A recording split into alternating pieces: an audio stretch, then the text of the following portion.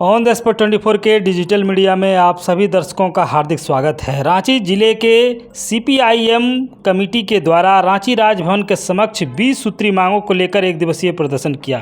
प्रदर्शन के दौरान जो है सीपीआईएम के युवा नेता सुभाष मुंडा की जो हत्या हुई है उसके बारे में सीपीआईएम नेत्री वृंदा करात ने कहा कि सरकार भू माफियाओं को संरक्षण दे रही है। सीपीआईएम के युवा नेता की दिन दहाड़े गोली मार करके हत्या हो जाती है, लेकिन इसका मुख्य सूत्रधार जो है अभी तक जो है पकड़ में नहीं आया है।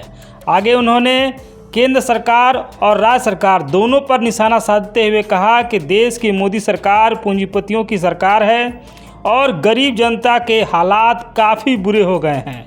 वहीं उन्होंने झारखंड सरकार पर भी निशाना साधा और कहा कि झारखंड की सरकार जो है वो भू माफियाओं को संरक्षण दे रही है और इसी का परिणाम है कि सीपीआईएम के युवा नेता की दिन दहाड़े गोली मार करके हत्या हो जाती है। आगे सीपीआईएम के नेताओं के द्वारा प्रदर्शन के माध्यम से 20 सूत्री की जो मांगे हैं उन पर प्रकाश डाला गया और कहा कि केंद्र की मोदी सरकार पूरी तरीके से गरीब को खत्म करने के लिए और पूंजीपतियों को बढ़ाने में लगी हुई है।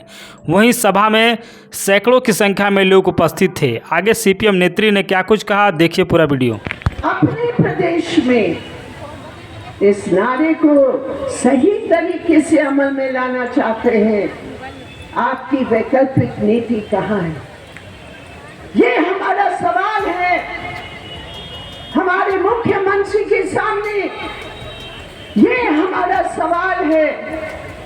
आज भू माफिया इस पूरे रांची जिले में, अन्य इलाके में, ये भू माफिया को किससे लाइसेंस दिया? कैसे इनकी हिम्मत हुई? हमारे एक नौजवान साथी सुभाष मुंडा जो आदिवासियों की जमीन की रक्षा के लिए, जो आदिवासी अधिकारों की रक्षा के लिए दिन रात बराबर कर लिया, उस सुभाष मुंडा को अपने रास्ते का बाधा समझकर ये भू माफिया ने निर्मम तरीके से उसकी हत्या की।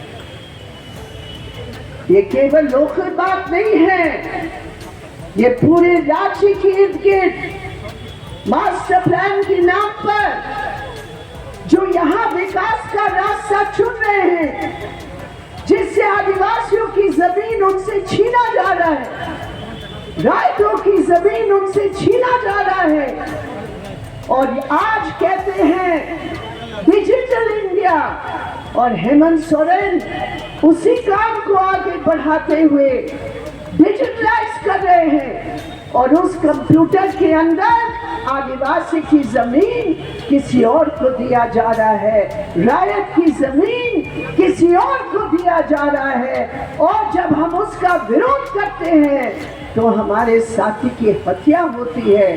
ये कौन सी विकल्पिक नीति है? हमारा एक सकारात्मक विकल्प चाहिए। हमारा विकल्प चाहिए कि हम आदिवासियों की जमीन की रक्षा के लिए सरकार है। लेकिन बहुत खेद की बात है और दुख की बात है कि इस समय झारखंड के अंदर जो झारखंड प्रदेश आदिवासी और गरीबों के नाम पर बनी, राइतों के नाम पर बनी, यहाँ के रेजिडेंट्स के नाम पर बनी, आज उस झारखंड के अंदर अगर भू माफिया लाइसेंस मिलता है ये जमीन की लूट करने के लिए, तो निश्चित रूप से साथियों हमारा ये काम है, हम अपने हाथ को लाल झंडा को लेकर हम उसका विरोध करेंगे। ये हमारी सभा की आह्वान है। सुभाष मुंडा आज हमारे बीच नहीं रहे, सुभाष मुंडा नहीं रहे, लेकिन आप देखो इनकी परिवार की जन हमारे जुलूस में हमारे साथ थी। सुभाष की पत्नी कीर्ति जी और उनकी गोद में उनका छोटा लड़का। क्या हिम्मत है उस महिला की क्या साहस है उसकी। उसने तय किया कि सुभाष नहीं रहे, लेकिन सुभाष मुंडा की जो काम था उस काम को जिंदा रहने के लिए वो खड़ी रही। इस मंच पर उपस्थित है सुभाष की बहादुर मां, मैं उनको सलाम करती हूँ।